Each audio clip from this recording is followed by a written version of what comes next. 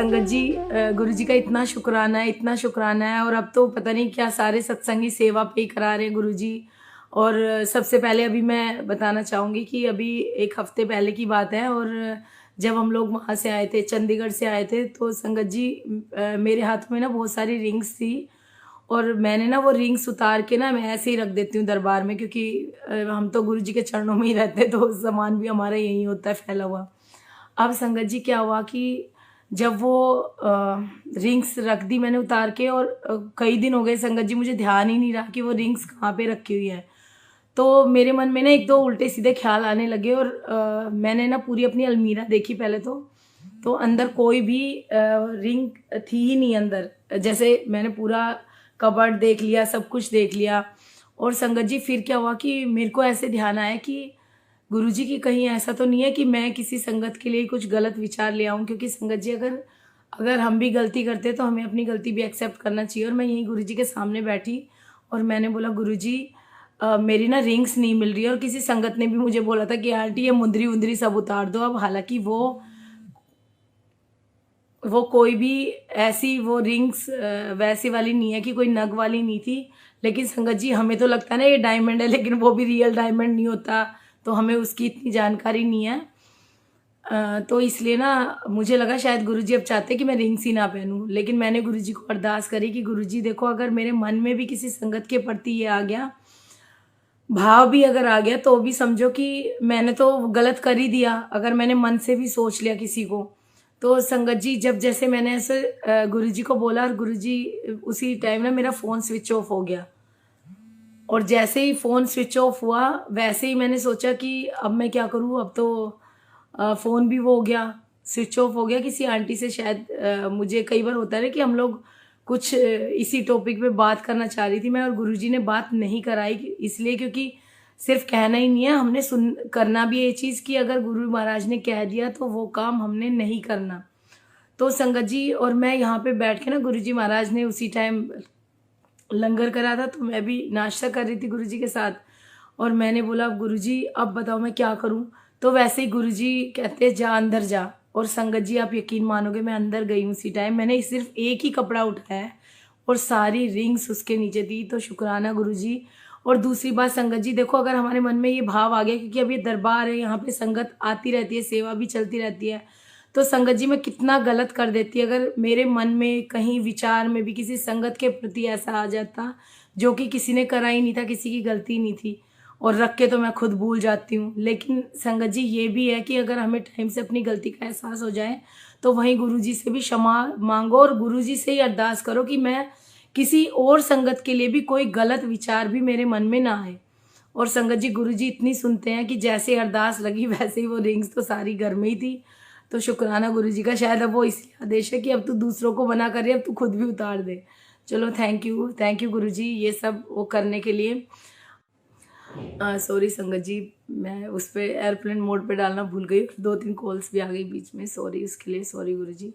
तो संगत जी कभी कभी क्या होता है कि जैसे हम ना कोई सत्संगी दोबारा रिपीट भी कर देते हैं, क्योंकि मुझे तो आजकल कुछ भी एहसास नहीं होता है कि कौन सा सत्संग कहाँ पे करना है। और क्योंकि पूरा दिन गुरुजी गुरुजी गुरुजी यही होता है बस।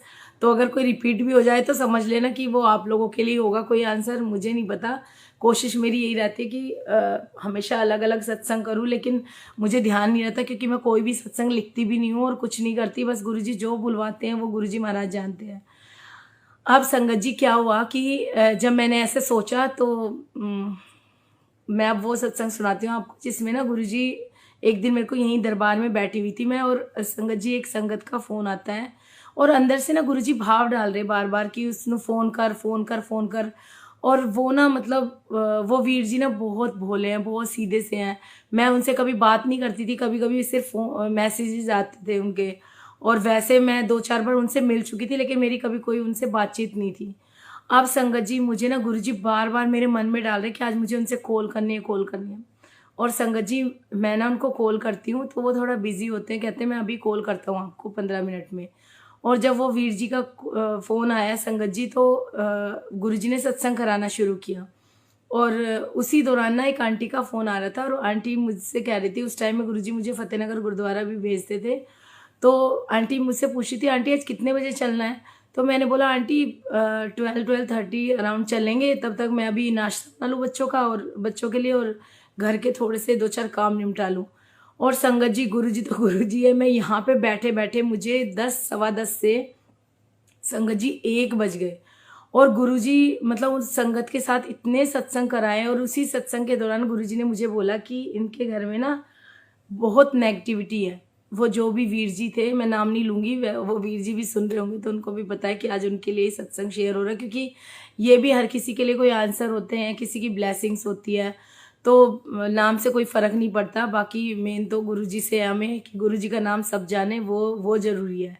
तो संगत जी क्या होता है कि उनसे ना गुरुजी कॉल कराते हैं और कहते हैं इनके घर में ना जोत जगनी है। और मैं उनको कह रही हूँ, वीर जी आप ना अपने घर में जोत जगाओ तिल के तेल की, क्योंकि संगत जी जो जोत का भी जो सत्संग है गुरुजी वो इसलिए कराते हैं क्योंकि किसी जगह ना बहुत सारी नेगेटिविटी भी होती है। वैसे तो देखिए संगत जी, देसी घी ही गुरुजी जैसे बताते हैं, लेकिन हर किसी की समर्थता भी नहीं होती, और मैं और किसी को क्यों बोलूँ, मैं अपने ऊपर ही ये भी सत्संग सुनाना चाहूँगी घी के ऊपर भी। तो संगत जी गुरुजी ने ना यहाँ दरबार में भी तेल की जोत जगवाई। और संगत जी मुझे नहीं पता, जब गुरुजी यहाँ सत्संग कराते थे तो यहाँ जो संगत आती थी वो ही उसमें तेल डालता था, और उस जोत के नीचे इतना ज़्यादा काला जम जाता था। रोज नहीं होता था, लेकिन आप सोचो जब लगातार यहाँ जोत जग रही है लेकिन रोज उसमें कोई कालापन नहीं है, लेकिन किसी दिन जैसे किसी संगत आंटी ने, अंकल ने उसमें तेल बढ़ाया डाला तो उसी दिन उसमें इतना कालापन आ जाता था। तो धीरे धीरे ना, मतलब मैं गुरुजी से पूछती थी कि गुरुजी दरबार में कोई नेगेटिव चीज़ आती है या ऐसा क्यों होता है, क्योंकि कई बार हमें भी आंसर चाहिए होते हैं। संगत जी आप यकीन मानोगे, गुरुजी ने लगातार जोत जगवाई लगातार, और वो जोत को जगते हुए 6 महीने 8 महीने से ऊपर हो गए। और जो जोत रोज जगती है वो काली नहीं होती, और कभी कभी बीच में उसमें इतना कालापन आ जाता है।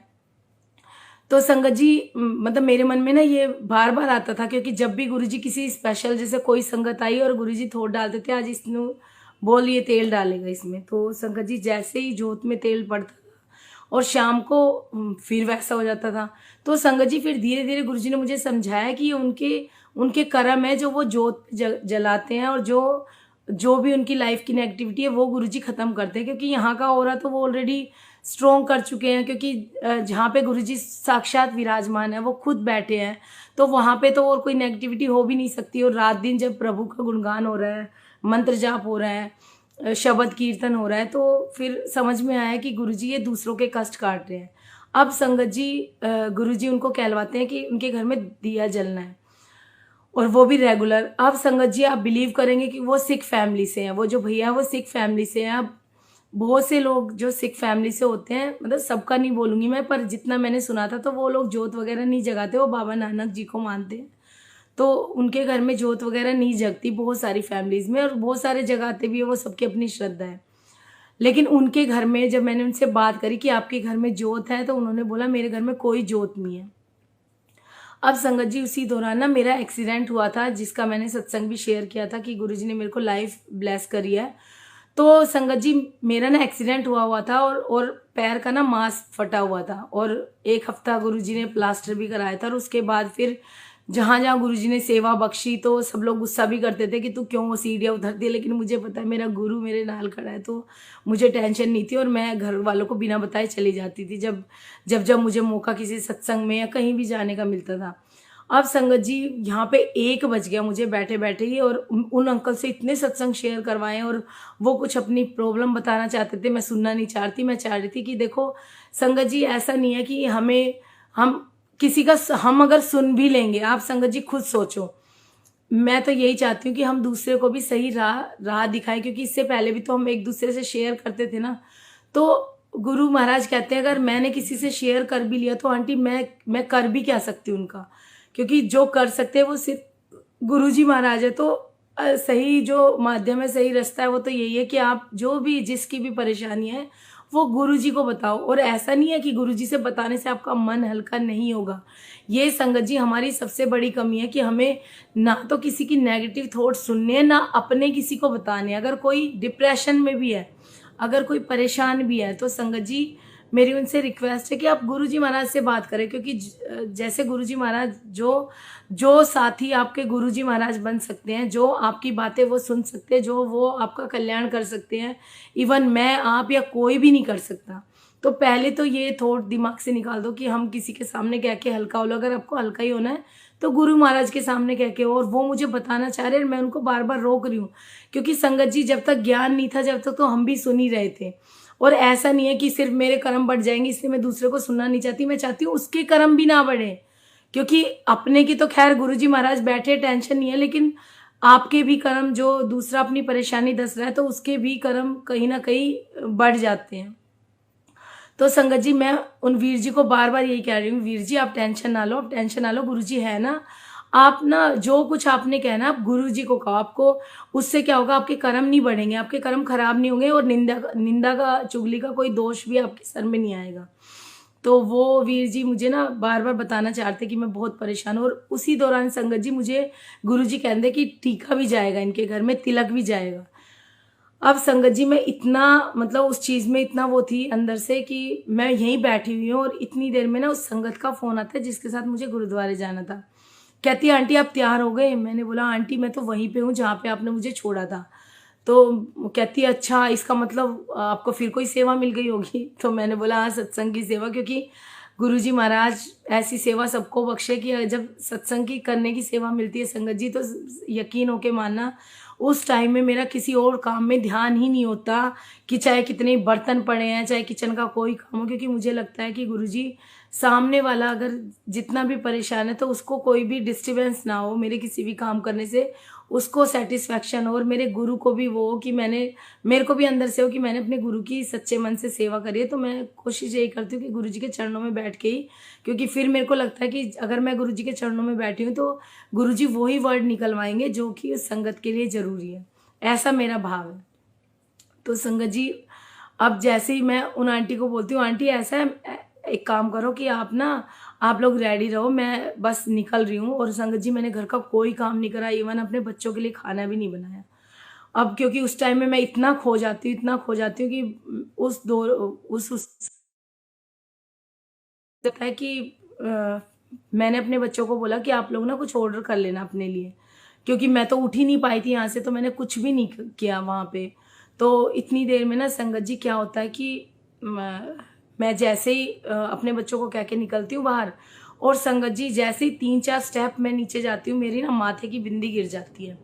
अब देखिए, क्योंकि मुझे ध्यान नहीं रहा था कि मुझे तिलक भी लेना है। अब वो गुरुजी मुझे याद दिला रहे थे कि तुझे मतलब टीका भी लेके जाना है। अब वो उनके घर में टीका कहाँ से होएगा जहाँ जोत भी नहीं है। तो फिर संगत जी मैं वापस आई और मैंने गुरुजी का येलो वाला चंदन वाला टीका अपने पर्स में डाला, और गुरुजी को मैंने अरदास करी, गुरुजी आप प्लीज़ आप मेरे साथ चलो।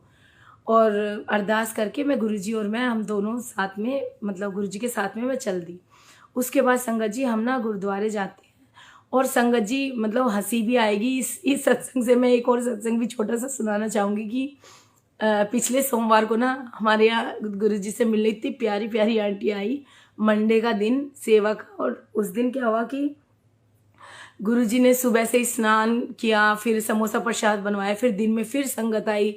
और संगत जी पहली बार ऐसा लग रहा था, मैं कह रही गुरुजी ऐसा तो कभी नहीं होता कि समोसा प्रसाद जब बनता है तो या तो आटा कम वो रह जाए, मतलब बच जाए, या आलू प्रसाद बच जाए। तो आज ऐसा कैसे हुआ कि मतलब, नहीं तो गुरुजी बिल्कुल एक्यूरेट उतना ही समोसे प्रसाद के लिए ना उतना ही वो आटा लगवाते हैं गुरुजी। तो और दोनों चीज़ बची हुई है अभी, और मैं कह रही हूँ गुरुजी ये तो दोनों चीज़ बची हुई है, इसका क्या कारण है?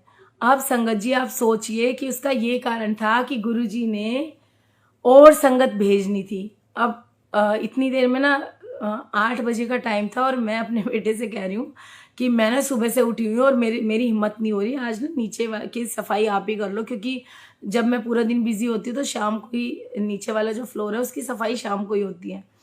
तो बेटा मेरे को कह रहा है मम्मा मेरे एग्ज़ाम चले हुए हैं, कुछ तो शर्म करो और आप खुद ही चले जाओ।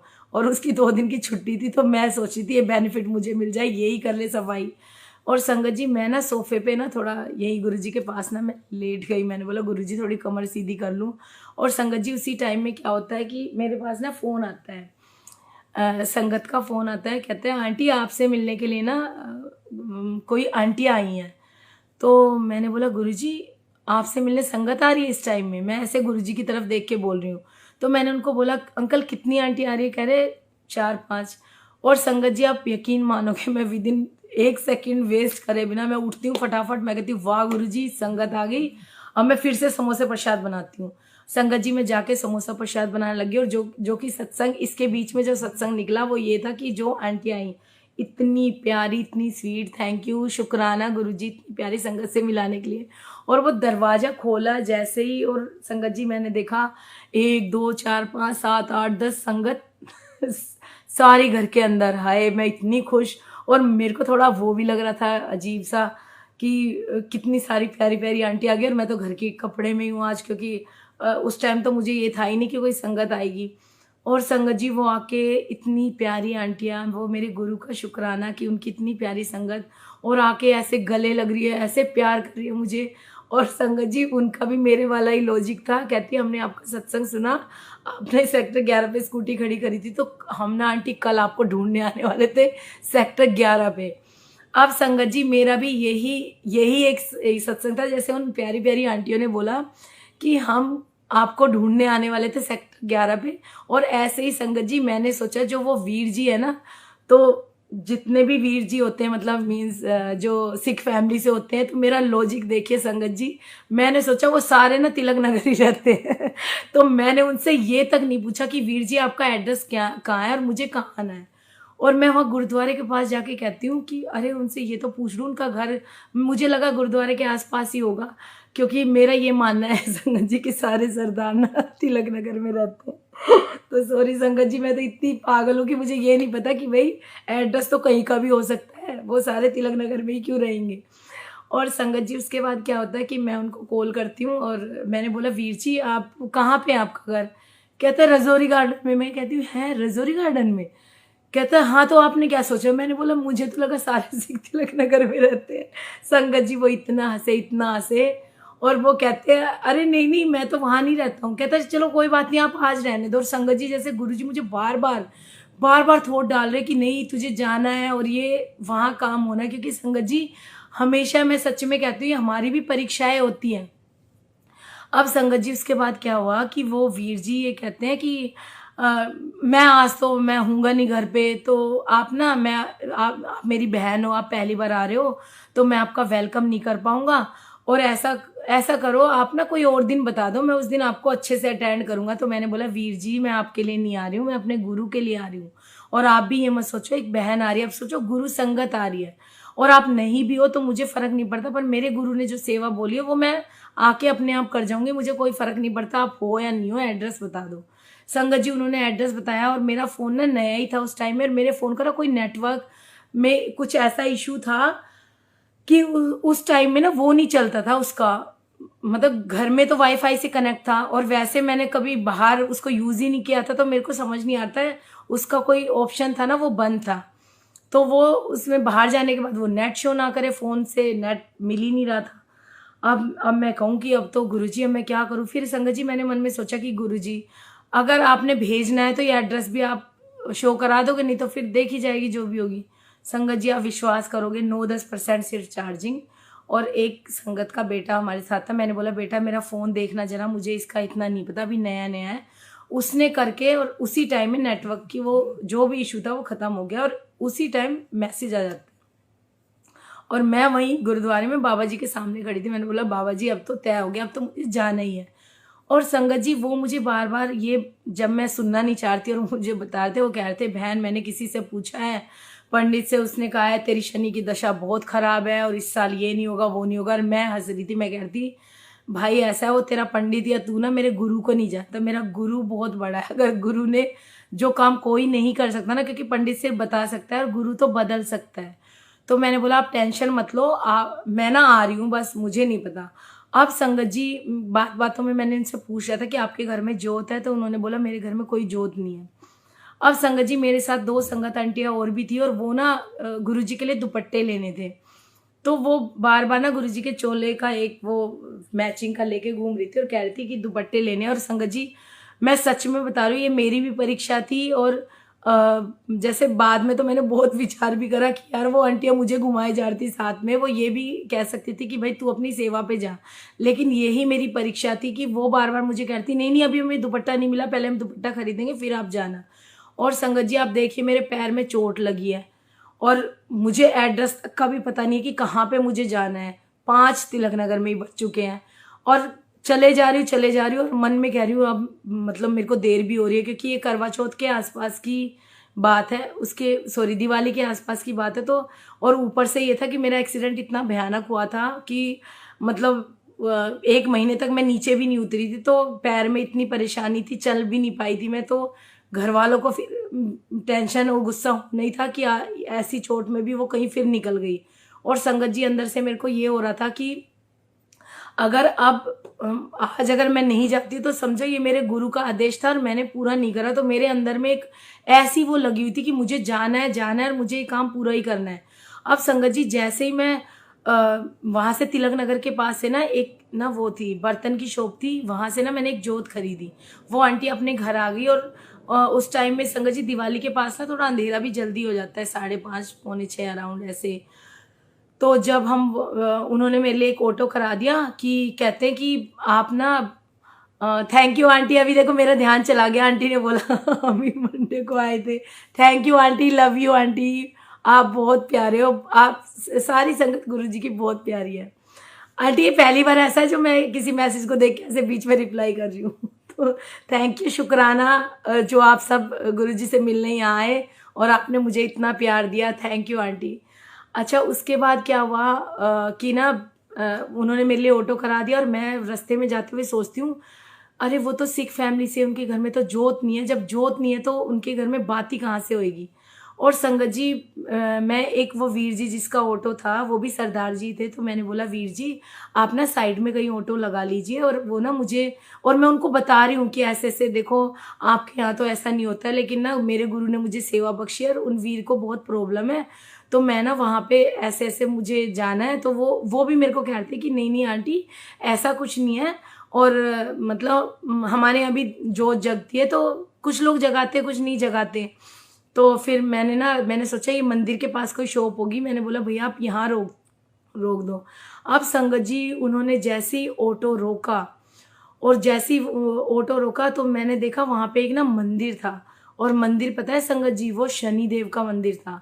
और जैसे ही मैं अंदर घुसी और मैंने देखा कॉर्नर पे पहले वो बैठे हैं मतलब शनिदेव बैठे, और मैं कह रही वाह शनिदेव आप ही हो जिन्होंने वो भाई की दशा खराब कर रखी है, तो प्लीज़ आप भी कुछ मेहर करो। और संगत जी ये यकीन होके माना ये सब गुरु जी की प्लानिंग थी कि कैसे वो मुझे भेज रहे थे, कैसे वो शनिदेव के मंदिर का वहाँ पे आना।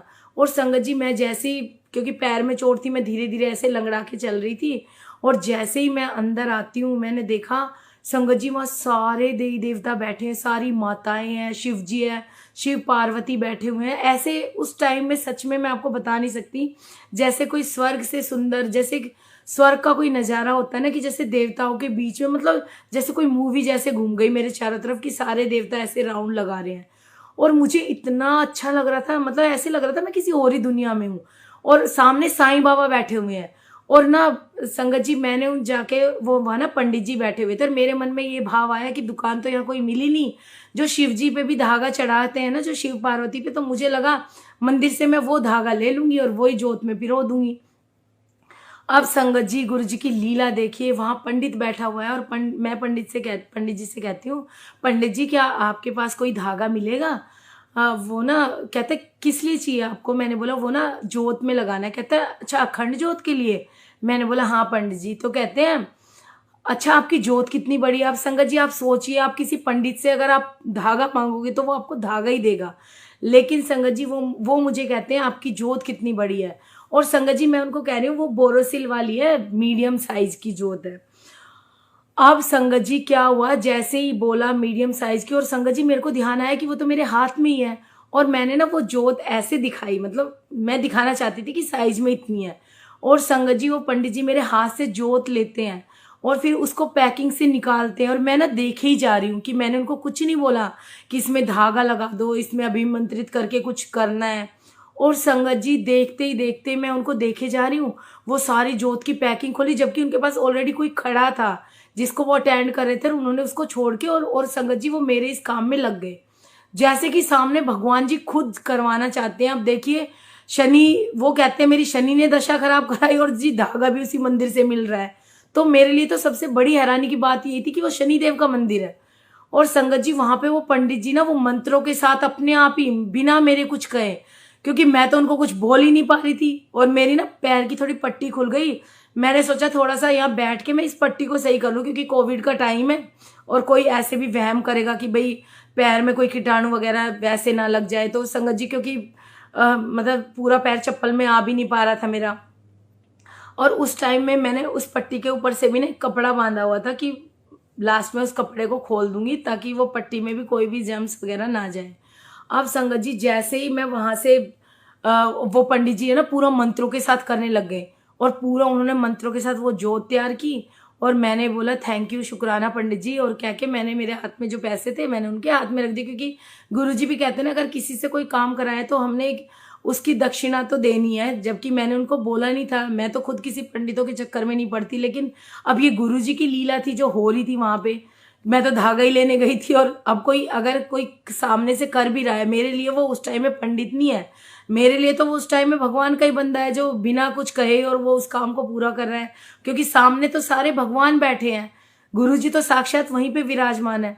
उसके बाद संगत जी मैं उनको थैंक यू बोल के बाहर निकलती हूँ, और फिर मैंने सोचा जहाँ जोत नहीं है, जहाँ बात ही नहीं है, वहां पे तेल कहाँ से होगा। और संगत जी मैं आके जैसे ही ऑटो में बैठती हूँ, मैं उन भैया को फिर कहती हूँ भैया प्लीज आप ना वीर जी थोड़ा आगे फिर रोक लेना कोई तेल की शॉप पे। और संगत जी आप विश्वास करेंगी, जैसे ही मैं वहां से निकली, जैसे शॉप पे उतर के जाती हूँ मैं ऑटो में से, और संगत जी वहां पे गुरुजी जो पीछे बैठे हुए हैं रॉक स्टार में, सामने आप देख पा रहे हैं संगत जी, गुरुजी बैठे हुए हैं वहां पे, और मैं कह रही वाह गुरुजी सारी लीला आप ही रच रहे हो, मुझे समझ में तो सारी आ रही है, पर चलो देखते हैं, आप साथ ले जा रहे हो तो मेरे को कोई टेंशन नहीं है। और संगत जी मैं उस दिशा में बढ़ जाती हूँ। फिर अब संगत जी जैसे ही 3 या 2% चार्जिंग बची है, और वहां पे वो ऑटो वाले भैया ने ना बिल्कुल लोकेशन पे एग्जैक्ट वहीं पहुंचा दिया। और जैसे ही मैं वहां पे उतरती हूँ, मैंने बोला वीर जी आप रुकना यहीं पे, और मैं ना आपके साथ ही वापस चलूंगी, और मेरे को ना बस ये दिया जला के वापस आना है। तो वो कहते ठीक है। और संगत जी ऐसे कोई जल्दी से ट्रस्ट भी नहीं करता ऑटो वाला, और उन्होंने बड़े प्यार से बोला ठीक है बहन जी। और पूरे रास्ते संगत जी, क्योंकि मेरे पास तो और कोई और बात ही नहीं है अब, जी गुरुजी ये और गुरुजी वो, और ऐसे गुरुजी वैसे गुरुजी, पूरा मतलब चाहे कोई सुने ना सुने, मैंने तो अपने गुरु का ही बखान करना है। और वो भी बहुत अच्छे थे, बहुत प्यार से सुन रहे थे।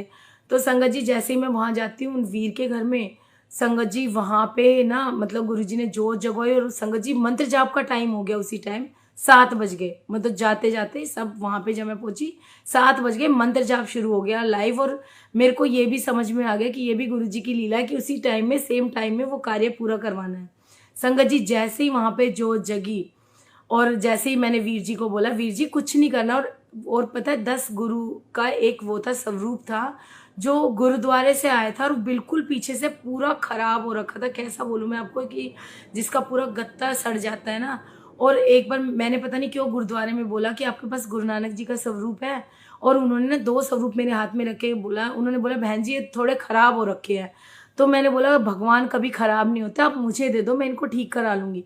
और संगत जी वो मैंने ठीक कराने में दिए हुए थे, वो भी तिलक नगर में थे, और गुरुजी ने उस दिन वहां से वो 10 गुरु वाला जो स्वरूप था जिसमें 10 गुरु थे गुरु नानक जी, वो वाला स्वरूप वहां पे उनके घर के लिए गया। गुरुजी कहते हैं वहां जाएगा। अब संगत जी वहां पे बैठा के ना गुरुजी ने 1 घंटे सत्संग शेयर करा दिया। मुझे टाइम का कोई होश नहीं है, क्योंकि कहते हैं ना जब आप सत्संग में जाते हो तो अपनी घड़ी बंद कर दो। तो संगत जी वैसा ही सेम सिचुएशन मेरे साथ होती है कि उस टाइम में मुझे नहीं पता कि मेरे गुरु का सत्संग है, फिर चाहे वो 1 घंटे क्या और 4 घंटे क्या, वो तो जब गुरु जी की मर्जी होगी तभी घर जाने को मिलेगा। और मैं बिल्कुल भूल गई कि बाहर कोई ऑटो वाला खड़ा है या मैं कहाँ बैठी, और गुरुजी ने सत्संग शेयर कराया। और संगत जी वहां पे इतनी नेगेटिविटी थी, वो सच में वीर जो कह रहे थे वो भी गलत नहीं थे, परेशानियां वहां बहुत थी, और मेरी ना आंखें जलने लग जाती है। मतलब इतना तो पोल्यूशन में भी मेरे को प्रॉब्लम नहीं हुई थी जितना वहां पे मेरी आंखें ही नहीं खुल रही, इतना मतलब वहाँ का, क्योंकि जब गुरु महाराज कोई सेवा कराते हैं, कहीं के लिए बख्शते हैं, तो संगत जी उसके पीछे रीज़न होता है। और ये गुरु जी जानते हैं कि कहीं पे जोत जगा के करना है, कहीं पे बिना जोत के ही करना है, कहीं पे उन्होंने अपनी नज़र से ही करना है। वो गुरु जी महाराज जानते हैं, हमारे हाथ में तो कुछ होता नहीं है। अब संगत जी जब 1 डेढ़ घंटा हो गया तो मैंने बोला कि गुरुजी अब इजाज़त दे। और मैंने जिन वीर के घर में गुरुजी ने मुझे भेजा, वहाँ से मैंने उनसे बहुत प्यार से बोला, वीर जी मेरा काम इतना ही था, मैं चलती हूँ। तो उन्होंने भी बोला नहीं आप अभी लंगर करे, ये करे वो, मगर नहीं वीर जी, वो गुरुजी किसी दिन फिर सत्संग कराएंगे, पर अभी मेरा इतना ही काम था। तो उसके बाद मैं वहाँ से जैसे ही बाहर निकल के आती हूँ तो मैंने देखा वो ऑटो वाले भैया वहीं खड़े हुए थे। और मैंने उनको भी सॉरी बोला, मैंने बोला सॉरी वीर जी, मेरी वजह से आपको जो भी तकलीफ हुई, और आपको जितना भी आपका चार्ज बनता है आप मुझे बता देना, तो ताकि मेरे मन में भी कोई ये टेंशन ना हो कि मैंने किसी की दिहाड़ी रोकी या किसी का दिल दुखा बैठी। तो उन्होंने बोला ठीक है, मैं आपको तिलक नगर ही छोड़ूंगा जहाँ से आपको लिया था, मैं द्वारका नहीं जाऊँगा, वहाँ के लिए आपको दूसरा ऑटो करना पड़ेगा। मगर ठीक है चलो वहीं छोड़ दो। उन्होंने तिलक नगर छोड़ा। संगत जी उस टाइम तक 7:45 का टाइम हो गया था, अंधेरा भी हो गया था। और फिर ना उन्होंने, एक भैया ने एक ऑटो करा दिया और मैंने उनको बोल के मैं निकल लिया। अब संगत जी मेरी स्कूटी ना मेरी फ्रेंड के घर खड़ी हुई थी जो मेरे साथ गए थे। अब मेरा फ़ोन भी वहाँ पे स्विच ऑफ हो गया था। मेरे बच्चे बार बार फ़ोन कर रहे थे संगत को कि मम्मा अभी तक नहीं आई, क्योंकि मैं 1 बजे की निकली हुई घर से, कोविड का टाइम है और ऊपर से मेरा खुद का एक्सीडेंट हो रखा है। और सबको टेंशन है कि, क्योंकि उनको इतना तो घर वाले भी अब समझ चुके हैं कि पता नहीं कहाँ जुनून में आके कहाँ निकल जाती है। क्योंकि संगत जी मैं सच में बता रही हूँ कि मेरा जुनून तो मेरा गुरु है। जहाँ मेरे गुरु का आदेश हो गया ना, मेरे लिए कोई अपना पराया नहीं है संगत जी, मेरे लिए बस गुरु और गुरु की संगत। और वहाँ पे भी गुरु जी महाराज जानते हैं मैं कोई रिश्तेदारियाँ पालने नहीं जाती, मैं किसी उसमें नहीं जाती। मैं तो कहती हूँ गुरु जी महाराज हमेशा ऐसी संगत में भेजो जहाँ सच में वहाँ ज़रूरत हो हमारी सेवा की, कि जहाँ ऑलरेडी इतने सेवादार हो वहाँ तो जाके फ़ायदा ही क्या है। जाओ तो ऐसी जगह में जाओ ना जहाँ पे कि लंगर भी आप ही ले जाओ बना के, या फिर और भी कुछ वहाँ जाके किसी बहन की हम सेवा कर पाए, क्योंकि सेवा तो गुरु की है।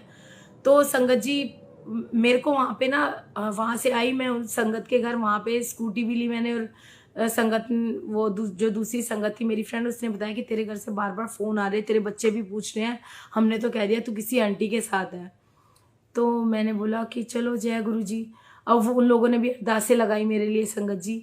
और जब मैं वहाँ से बाहर निकली तो संगत जी मेरे मन में ये क्वेश्चन इतनी बार बार घूम रहा था, क्योंकि संगत जी मैं ऐसा बहुत बार गुरु जी महाराज करा देते हैं कि बस एक धुन चढ़ा देते हैं कि जाना है वहाँ जाना ही है और ये मेरे गुरु का काम है। तो उस दिन ना संगत जी मैंने पहली बार मेरे मन में ये भाव आया कि गुरुजी आप तो जानते थे कि मेरे को सेवा में जाना है, आपने जहाँ भी भेजना है। वहाँ पे मुझे संगत भी अपने साथ ही रख रही थी, वो पूरा टाइम उनका भी, चाहे वो भी गुरु का ही काम था और वो तो परीक्षा थी। वो तो खैर हमें गुरुजी मति बाद में दे देते हैं कि ये तेरी परीक्षा थी, वो मेरी भी परीक्षा देखना चाहते थे कि अब देखता हूँ ये जाएगी नहीं जाएगी।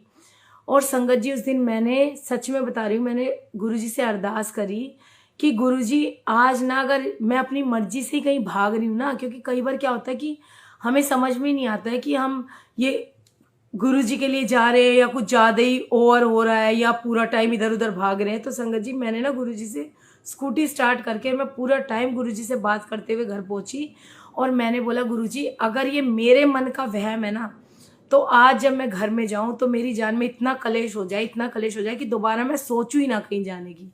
मतलब ऐसा मेरा भाव आ रहा था कि कहीं ऐसा तो नहीं है, मेरे को अपने मन को भी एक सेटिस्फेक्शन देना था कि ये सच में मैं अपने गुरु की सेवा करके आई हूँ या रोडों पे ऐसे ही हांड रही हूँ बस स्कूटी पे। अब संगत जी जब मैं घर आती हूँ तो मैंने देखा कि घर में मेरे ब्रदर इन लॉ भी जल्दी आ जाते हैं और उसको कोविड से बड़ा फोबिया, उसको टेंशन हो जाती है कि भाभी अगर इस टाइम में घर से बाहर है और उनको चोट लगी हुई है तो, और उस टाइम में वो 7 साढ़े 7 तक वापस आ जाते थे। अब संगत जी जैसे ही मैंने स्कूटी खड़ी करी और मैंने देखा उनकी बाइक नहीं है, तो मैंने जय गुरु जी बोला, वहीं पे गुरु जी ने साइन दे दिया। अब संगत जी जैसे ही मैं ऊपर आई और जैसे ही मैं ऊपर पहुंची ना संगत जी, मेरे बेटे ने दरवाजा खोला और दरवाजा खोलते ही ना उसने एक ही वर्ड बोला कि मम्मा आप कहाँ थे, कितने घंटे हो गए और आपका फ़ोन क्यों स्विच ऑफ था। तो मैंने उसको बताया कि बेटा चार्जिंग नहीं थी, स्विच ऑफ हो गया। और संगत जी कोविड का टाइम था, मैं नहाने घुस गई सीधे। और जैसे ही मैं नहाने घुसी और बाहर निकलती हूँ, और संगत जी सच में कहती हूँ ऐसे हैं मेरे गुरु। संगत जी वो मेरा बेटा जो कि मतलब जिससे मुझे उम्मीद ही नहीं थी उस दिन, और संगत जी वो ऐसे मुझे गले लगाया उसने और मुझे किस कर रहा है, मुझे प्यार कर रहा है। और संगत जी एक बार भी उसने ये नहीं बोला, बस उसने बोला मम्मा आप कहाँ कहीं जाते हो तो आप बता तो दिया करो, पता नहीं आप कहाँ होते हो। और कहता मुझे पता है आपको ना गुरुजी की सेवा का वो है, पर मेरे को टेंशन हो गई थी क्योंकि आपका फ़ोन नहीं मिल रहा था। जबकि संगत जी उसकी ये वर्डिंग नहीं होती है, वो हमेशा पहले पहली वर्डिंग यही होती है, बस आपको बहाना चाहिए। अब सत्संग में और लोग भी जाते हैं, वो कैसे 1 घंटे में आ जाते हैं, वो तो आपकी तरह पागल नहीं होते, आप ही पागल क्यों हो। और उस दिन संगत जी वो कुछ भी नहीं बोला, कुछ भी नहीं बोला, और मुझे इतना इतना मतलब खुशी हो रही थी कि गुरुजी आपने मुझे आंसर दिया है कि ये तू अपनी मर्जी से नहीं गई थी, तुझे मैं लेके गया था। और संगत जी जब दूसरों की भलाई के लिए अगर संगत जी कोई काम होता है ना, तो सच में कह रही हूँ उसमें कोई मतलब उसमें इतना सुकून होता है ना, मतलब मुझे इतना सुकून मिला। और संगत जी आप विश्वास नहीं करेंगी, 1 महीने बाद की बात हुई, उस जोत जगाने के 1 महीने बाद, और संगत जी मुझे बार बार थॉट आ रहा है गुरु जी का कि उस वीर नू फोन कर, वहां जोत नहीं जग रही, वहां जोत नहीं जग रही। और संगत जी मेरे को बार बार रहे गुरु जी कहीं जला रखी हो, मैं ऐसे ही कह दूं उसको। लेकिन ये कहते हैं ना जो विचार जो हमारे मन में भाव आ रहे हैं वो हमारे नहीं, वो गुरु के हैं। क्योंकि जब आप अपने आप को सौंप देते हो ना, तो उसके बाद संगत जी वो हमारे विचार नहीं होते, वो तो हमारे गुरु के विचार होते हैं। उसके बाद ना संगत जी गुरु जी ने फोन लगवाया, और मैंने बोला वीर जी वो जोत, पहले आप जोत के बारे में बताओ। अब मैं जैसे ही बार बार वो कुछ और बात करे, मैं कह रही वीर जी आप मुझे ये बताओ ना कि गुरु जी मेरे को कह रहे हैं वहां जोत नहीं जग रही। और संगत जी वो बिल्कुल चुप हो जाते हैं, और वो चुप हो गए, और उसने बोला हाँ वो ना जोत तो मतलब शांत हो रखी है। तो संगत जी मुझे एकदम से ना ऐसे अंदर से धक्का जैसे लगा। मैंने बोला वीर जी आप सोचो मैं अपनी मर्जी से वहां जोत जगाने नहीं आई थी, जब गुरु जी ने जोत जगवाई, जब उन्होंने जोत जगाने के लिए कहा तो आप जोत जगा के रखो ना। क्योंकि संगत जी क्या फर्क पड़ता है, एक बात बताओ, गुरु जी का कोई वहम नहीं है, लेकिन संगत जी गुरु जी का एक तरीका है हर किसी को ब्लेस करने का। वो मुझे नहीं पता कि आपको कैसे गुरु जी ब्लेस करेंगे, या हो सकता है जो चीज मुझे बताए वो आपके लिए मनाही हो। तो एक दवाई हर किसी के लिए नहीं होती, लेकिन अगर गुरु जी ने स्पेशल बोला है तो बोला है तो उसको फॉलो भी करना है। संगत जी उनको इतना रियलाइज हुआ, फिर उन्होंने अपनी मम्मा को भी बोला कि मम्मा एक बात बताओ इनको कैसे पता कि वो जोत शांत हो गई थी। क्योंकि संगत जी वो हमारे भाव नहीं होते हैं, वो गुरु जी के भाव होते हैं। तो इसलिए जब कोई भी अगर संगत भी आपको कोई कोई काम करने के लिए कहा गया है, तो उसके बाद संगत जी मैं सच में बता रही हूँ कि अगर कोई ये कह देता है ना कि मुझे अपना मतलब आपने अगर गुरु जी का आदेश हुआ है और आपने आंटी ये काम करना है, और उस काम में अगर कोई बुराई नहीं है, क्योंकि संगत जी ऐसा भी नहीं है कि गुरु जी कभी किसी को कोई गलत चीज करने को नहीं कहते, वो मंत्रों के लिए कहते हैं, पूजा के लिए कहते हैं। कोई हमें जिसको कहते हैं ना कोई पाखंड या कोई वैसी चीजें करने को नहीं कहते कि कहीं पीपल में दिया जलाया, कहीं फलानी जगह करा, ये सब तो हम बिना मतलब के उन चीजों में पढ़ते हैं। गुरुजी महाराज अगर घर में दिया जला रहे हैं तो समझो आपके घर में कुछ नेगेटिविटी है, कुछ ऐसी चीजें हैं जो कि गुरुजी ने उस जोत के जरिए वो शांत करनी है। क्योंकि संगत जी सच में बता रही हूँ मैं कि दुनिया में सारी वो चीजें हैं, कहते हैं ना कि जो ये रूहें होती है ये क्या होती है। अब कुछ जैसे गुरुजी बार बार पता नहीं ये रूहों पे भी कहलवाते हैं कि बार बार जो जो कोई अपनी मर्जी से खुदकुशी कर लेते हैं उनको भी तब तक मुक्ति नहीं होती जब तक उनकी एक्चुअल में वो डेथ का पीरियड नहीं आता। तो संगत जी इसलिए इस कहते हैं ना इस पृथ्वी पे चीजें सारी है, लेकिन अगर आप अपने गुरु को साथ में रखते हो वो चीजें हमारा कुछ नहीं बिगाड़ सकती। क्योंकि जहां गुरु बैठा है ना वो तो भोले भंडारी है, वो भूतनाथ तो उनके संगी है। तो इसलिए कोई कुछ भी चीज गलत चीज कुछ नहीं कर सकती अगर आपके साथ वो रब बैठा है, वो गुरु बैठा है। इसलिए संगत जी सच में ये मेरे लिए उस दिन बहुत बड़ा वो था कि जो गुरु जी ने मुझे आंसर भी कराया, और घर में उस दिन कोई भी झगड़ा नहीं हुआ।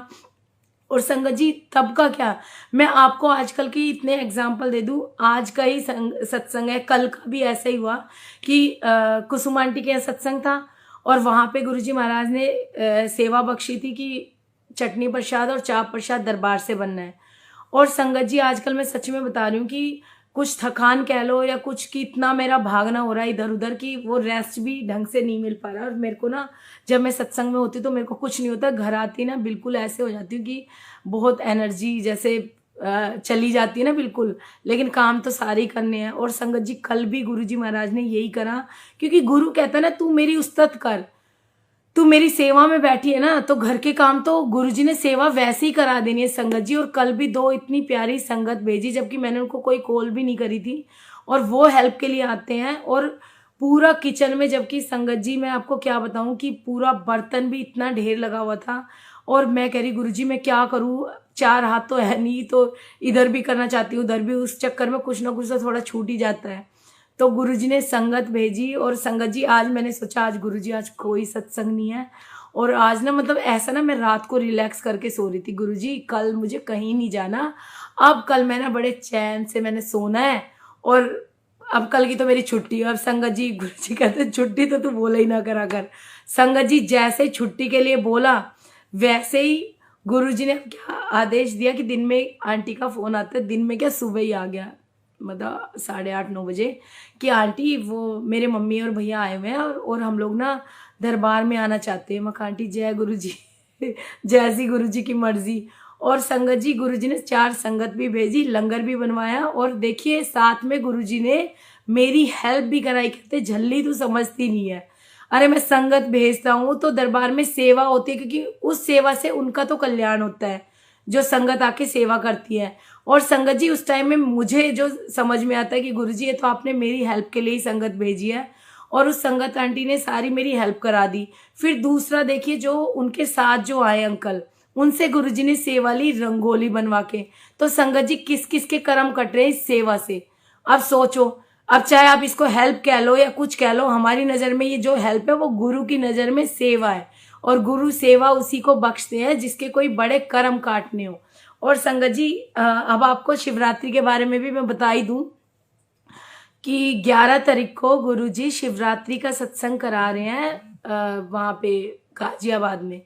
और संगत जी मेरी आप सबसे प्रार्थना है, सबसे यही निवेदन है कि उस गुरुजी के उस इतने बड़े महासंगम में, क्योंकि जब देखिए वो शिव की शादी का वो है, कोई छोटा सत्संग नहीं है संगत जी, और वो करा भी इतनी दूर रहे। और संगत जी कल भी गुरुजी ने अनाउंस करवाया तो कई संगत ने बोला अरे आंटी वो तो इतना दूर है। संगत जी आप एक बात बताओ, जो बाहर संगत रहती है जो इंडिया में भी नहीं है, वो संगत भी गुरुजी से मिलने, अगर उनकी 2-3 दिन की छुट्टी होती है, कभी उषा आंटी के सत्संग सुनना आप, वो 2-3 दिन की छुट्टी लेके भी गुरुजी से मिलने आते थे। तो हमारे लिए तो संगत जी कोई गाजियाबाद दूर नहीं है, जिसमें कि गुरुजी महाराज खुद भी मतलब यहाँ से बसेस की सेवा लगा रहे हैं कि यहाँ से सारी कि जाने वाली संगत जी, गुरुजी ने तो अपना काफिला तैयार करा है संगत जी। और ये कोई छोटी बातें नहीं होती है, मैं सच में बता रही हूँ संगत जी। कई बार तो ना मैं गुरुजी को कहती हूँ कि गुरुजी लोग ऐसा सोचते होंगे कि पता नहीं इनको तो धुनी चढ़ गई, हर महीने इनको बड़े सत्संग करने हैं। अब संगत जी जब मांगा गुरु से ये है कि हमें गुरुजी आपकी काफिले का फील कराओ, कि आपका जो काफिला है तो उस काफिले का, हाँ आंटी जी आप भी आ सकते हैं। और आपको जिस जिस आंटी को सत्संग भी करना हो, शायद एक आंटी ने, सोनल आंटी आपने लिखा था कि आपने सत्संग करना है, तो आप भी ना नीलम आंटी से कांटेक्ट कर सकते हो। आप मुझे अपने नंबर दे देना, मैं आंटी को आपका नंबर दे दूंगी, या आप डायरेक्ट उनसे बात कर लेना, जो हमारी प्यारी आंटी ग्रुप की एडमिन है ना। तो आप सत्संग भी कर सकते हो, इस सत्संग में आ भी सकते हो। और आंटी कोई भी किसी के लिए भी कोई वो नहीं है, बल्कि मैं तो कहती हूँ सारी संगत जो इस टाइम में जुड़ी हुई है, जो सुन रही है, वो इस सत्संग का हिस्सा बने और संगत जी बढ़ चढ़ के इसमें भाग ले। इसमें तन मन धन तीनों तरह की सेवा है। और मैं ये इसलिए कह रही हूँ संगत जी, काम किसी के नहीं रुकने हैं, मैं सच में बता रही हूँ। जो हम ये सोचते हैं ना कि हम 1000 2000 5000 की सेवा करके अरे हम सेवा दे देंगे तो काम हो जाएगा, मैं सच में बता रही हूँ ये जो सेवा है ना वो भी भागों वालों को सेवा मिलती है। और ये सेवा भी तभी संपन्न होती है जब आपके कोई गुरुजी ने कर्म कोई काटने हो। इसलिए मैं गुरुजी को बोलती हूँ, गुरुजी मुझे हर बार क्यों कहना पड़ता है कि कोई सेवा के लिए, तो गुरुजी कहते हैं तेरा काम है चिट्ठी देना, तू चिट्ठी दे। उसके बाद गुरुजी महाराज कहते हैं वो मेरा काम है कि किससे सेवा लेनी है और कहाँ पे सेवा करानी है। तो संगत जी आप सब इनवाइट हो इस सत्संग के लिए। गुरुजी महाराज जो इतना मतलब वहाँ पे करा रहे हैं। और मैं आपको ये भी बता दूं कि हर बार अलग डेस्टिनेशन क्यों होता है संगत जी। वो आप सोचिए, हमारे पास गुरुजी महाराज की कृपा से दिल्ली में भी 2 बैंकेट 4 फार्म हाउस तैयार है, जो कि तैयार है कि यहाँ पे आप सत्संग करो। लेकिन संगत जी मेरा ये मानना है, मेरे पर्सनल थॉट है कि गुरुजी जब भी कहीं जाते हैं किसी अलग जगह पे, वहां पे कितने लोगों का कल्याण करना है उन्होंने। तो संगत जी अगर गुरु की रजा में राजी रहना है ना, तो इफ बट क्यों, ऐसा किस लिए, वो तो मैं तो करना ही नहीं चाहती और आप लोग भी मत सोचो।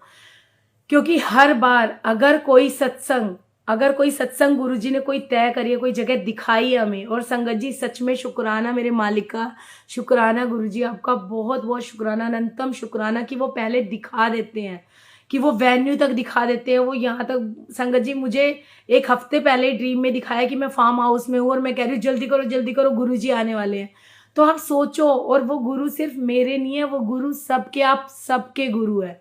और संगत जी ऐसा नहीं है कोई सत्संग छोटा बड़ा का मतलब नहीं होता। अगर वो किसी ऐसी जगह में आ रहे हैं तो सोचो जिसकी वो जगह है उसको ब्लेस करना है। वहां पे कितने ऐसे लोग हैं जो यहाँ नहीं पहुंच पा रहे, क्योंकि गुरु को अपनी संगत बहुत प्यारी है। और संगत जी मैं सच में बोलूंगी, जिसको जाना होगा ना वो तो कहीं भी जाएगा। जैसे मुझे भी न्यू जर्सी जाना है संगत जी मैं चाहती हूँ मैं अपने गुरु का गुणगान न्यू जर्सी में भी करने जाऊँ। वहां मुझे घूमने का शौक नहीं है, वहां मुझे मेरे गुरु का गुणगान करना। और संगत जी एक दिन मैं जरूर जाऊंगी, मेरे गुरु जी जरूर लेके जाएंगे। अभी फिलहाल पासपोर्ट भी नहीं है, लेकिन मेरा गुरु बैठा है संगत जी, मुझे तो कोई टेंशन ही नहीं है। तो इसलिए आप प्लीज ये मत सोचना कि ये जो सत्संग हो रहा है तो गाजियाबाद में हो रहा है, ये बहुत दूर हो रहा है। संगत जी ऐसा कुछ दूर नहीं है, गुरु के लिए कोई भी जगह दूर नहीं है। लेकिन फिर भी अगर किसी बहनों को कोई घर में परेशानी हो तो वो महाशिवरात्रि वाले दिन संगत जी कहीं ना कहीं बड़े मंदिर या किसी के घर सत्संग है वहां, या यहाँ पे गाजियाबाद कहीं भी जरूर पहुंचे, क्योंकि गुरु जी से कहीं तो ब्लेसिंग लेने आप जरूर पहुंचो। क्योंकि संगत जी पहले मैं ये सोचती थी कि जो ये बड़े त्योहार होते हैं, बड़े दिन होते हैं ना, तो ये संगत उसी दिन क्यों बावली हो जाती है मंदिरों में जाने के लिए। संगत जी मेरे विचार थे खुद के, मुझे नहीं पता था कि गुरु जी की स्पेशल ब्लेसिंग होती है उस दिन। मुझे तो लगता था शिवरात्रि वाला दिन ही क्यों, नवरात्रों में माताओं के पास लोग क्यों जाते हैं, बाकी दिन क्यों नहीं। लेकिन संगत जी ये बिल्कुल ये उतना ही सही है, क्योंकि उस दिन उन दिनों में स्पेशल ब्लेसिंग्स होती हैं। और संगत जी सबसे बड़ी और मेन बात कि इस सत्संग के लिए जो सेवा गुरुजी महाराज, मैं आपको दिखा दूं थोड़ा शिवजी महाराज पे भी थोड़ा नजदीक से भी दिखाऊंगी, कि जो शिवजी महाराज यहाँ पे स्नान करते हैं उस दिन पूरा हल्दी चंदन का जो उपटन है, जो पूरा शादी के लिए वो तैयार होंगे, वो संगत जी वहीं पे जाके तैयार होंगे। अब आप सोचिए, दरबार तो यहाँ पे है और 2-2:15 बजे से गुरुजी सेवा शुरू करा देते हैं अमृत वेले से। तो संगत जी ऐसा नहीं है, वो स्नान यहाँ भी कर सकते हैं। लेकिन आप देखिए पता नहीं कितनी संगत के उन्होंने हाथ लगवाने हैं, कितनी संगत के मतलब कुछ वो होता है ना कि किसके भाव होते हैं कि जिसने देखना है संगत में, मतलब कितने लोगों को ऐसा है कि हमने भगवान को स्नान करते नहीं देखा। और संगत जी शिव जी को स्नान कराना समझो शिवलिंग पे जल चढ़ाने से भी बड़ा है, क्योंकि शिव जी गुरु जी इनमें तो कोई अंतर ही नहीं है। तो अगर वो उनके आप स्नान का भी हिस्सा बनते हो और आप वो देखते हो, क्योंकि संगत जी मेरे लिए कोई फर्क नहीं है कि अगर पिछली बार जो स्नान हुआ था चंडीगढ़ में हुआ था, हर बार दरबार में भी होता है, लेकिन शिवरात्रि वाले दिन जो कि शिव जी की शादी का दिन है, तो वो उस दिन वहां जाके अगर स्नान करना चाह रहे हैं तो संगत जी इसमें भी संगत की कोई भलाई है, उसमें भी किस पता नहीं गुरु जी ने कितनों की विशेष पूरी करनी है, कितनों के मन के कोई थॉट है, कोई आंसर है। तो मुझे पता है कि मेरा गुरु अगर वहां जा रहा है तो उसके लिए भी बहुत सारी वहां ब्लेसिंग्स हैं। और संगत जी एक बात आप हमेशा याद रखना, कुछ खो के ही कुछ मिलता है, घर बैठ के कुछ नहीं मिलता। चाहे आपको अगर वो कहते हैं ना, गुरुजी महाराज भी यही कहते हैं कि तू 1 कदम बढ़ा 10 तो मैं ही बढ़ा दूंगा तेरे सामने, लेकिन वो 1 कदम तो संगत जी आपका ही होगा ना। क्योंकि गुरुजी महाराज भी तो देखते हैं कि जब ये मेरे लिए इतनी दूर चल के आई है या चल के आया है, तो संगत जी उसमें तो डबल क्या ट्रिपल ब्लेसिंग्स होती हैं। और जो कि मेरे को भी पहले ऐसे नहीं लगता था, मैं सोचती थी त्योहार ही तो है, सत्संग अपने घर में कर लेंगे। और संगत जी मैं सच में आपको बता रही हूँ कि ये मैंने जो भाटिया अंकल है उनका सत्संग भी बहुत बार सुना था इसी के ऊपर, कि भाटिया अंकल बोलते थे कि जिस दिन होली दिवाली या कोई त्योहार होता था तो उस दिन संगत बहुत कम आती थी मंदिर में, क्योंकि सब लोग सोचते थे हम अपने घर में ही सत्संग करें या अपने घर में त्योहार मनाएं। और संगत जी उस टाइम में तो खैर लोगों को सत्संग का भी नहीं पता था, मतलब अपने घर में त्योहार मनाने का वो था। और संगत जी उस टाइम में गुरुजी ना बड़ा दुखी होते थे, पता है, कि गुरुजी बोलते थे कि मैं तुम्हें पता नहीं क्या क्या देने के लिए बैठा हुआ हूँ और कोई मेरे पास ही नहीं आया आज। तो संगत जी जब कोई ऐसा कोई दिन होता है ना, तो आप सबसे प्रार्थना है, मैं भी पहले मूर्ख थी, यही सोचती थी अरे अपने घर में ही बैठ जाओ ना त्योहार के दिन शांति से। तो संगत जी नहीं, अगर आप कहीं चल के जा रहे हो तो गुरुजी महाराज की आप पे दुगनी नजर होगी। ऐसा नहीं है कि अरे अपने परिवार में ही बैठ जाओगे तो मैं ही आ गई। अगर आप कहीं चल के जा रहे हो, वहां देखिए आपको सेवा भी करने का अवसर मिलेगा। वहां पे आपको और कितनी ऐसी चीजें करने को मिलेगी, कितनी ऐसी चीजें देखने को मिली होगी जो आपने अभी तक नहीं देखी। तो जिसने भी यहाँ से भी अगर कोई क्योंकि संगत जी बस से 3 जगह से तैयार हो रही है, आदर्श नगर, द्वारका और सोनीपत से। तो आप जो जो ऐसे बसों से कोऑर्डिनेट कर सकते हो ये ऐसे कोऑर्डिनेट कर लो, नहीं तो आप सीधा संगत जी, ये तो गुरु की सेवा है, जरूरी नहीं है कि आप बसों को ही ढूंढो, मेट्रो से पहुंच जाओ, अपने खुद के व्हीकल है, अच्छा 4 संगत को और साथ में बैठा के ले जाओ ताकि आपकी सेवा लगेगी। तो संगत जी इसमें सबका कल्याण है, क्योंकि देखिए किसी को सत्संग में लेके जाना भी सबसे बड़ी सेवा, वो नाम जपने से भी बड़ा है। तो सेवा कई प्रकार की है, आप जैसी आपको आपकी इच्छा हो। और अगर किसी ने फाइनेंशियली भी अगर कोई भी सेवा में किसी ने हेल्प करनी है या कुछ है तो वो आप प्लीज़ कांटेक्ट कर लेना। नहीं तो आप संगत जी फाइनेंस तो फिर वो पिताजी बैठे हैं, मैं तो सच में मेरा काम, उन्होंने सिर्फ मेरे को एक मैसेज दिया था कि तैਨੂੰ सिर्फ चिट्ठी देनी है। मैंने सबको चिट्ठी दे दी, सबको इन्विटेशन दे दिया है गुरुजी महाराज की तरफ से। आप सब आमंत्रित हो, सब प्यारी प्यारी संगत को गुरुजी की तरफ से आमंत्रण है कि आप शिवरात्रि वाले दिन शिव जी की शादी में सब शामिल हो और गुरुजी के सत्संग में आके और अपनी ब्लेसिंग्स ले। तो थैंक यू गुरुजी, शुक्राना गुरुजी, और शुक्राना सारी प्यारी प्यारी संगत का। और संगत जी अगर कुछ गलती कर दी हो, कुछ गलत बोल दिया हो मन कर्म वचन वाणी द्वारा, तो उसके लिए क्षमा प्रार्थी हूँ, क्योंकि कुछ ज़्यादा बोल जाती हूँ, कई बार पता नहीं रहता, वर्डों पे ध्यान नहीं रहता, तो इसलिए सॉरी गुरुजी, सॉरी संगत जी, अगर मेरे से कोई भूल चूक माफ़ करना गुरुजी। और संगत जी एक बार दरबार के दर्शन और करा देती हूँ, उसके बाद आज के लिए इतना ही। शुक्राना, थैंक यू नीलम आंटी, और थैंक यू सारी ग्रुप की जितनी भी संगत जी है, सबको बहुत बहुत दिल से शुक्राना मुझे इतना सुनने के लिए, क्योंकि ये भी गुरुजी महाराज की मेहर है कि हमें इस लायक समझा कि हम उनका गुणगान कर सके, वरना मैं तो इस लायक भी नहीं हूँ गुरुजी। तो जो कुछ है वो सब मेरे गुरु का है। वो कहते हैं ना कि जैसे एक बच्चा ही है, एक बच्चे के ऊपर ही बात आ जाती है, जैसे कहते हैं ना कि लोग तो मरने के बाद जन्नत जाते हैं, लेकिन हम तो बचपन से ही गुरुजी के साथ रहते हैं। तो थैंक यू गुरुजी, शुक्राना गुरुजी, बहुत बहुत अनंतम शुक्राना, हम तो इनके बच्चे ही हैं अभी।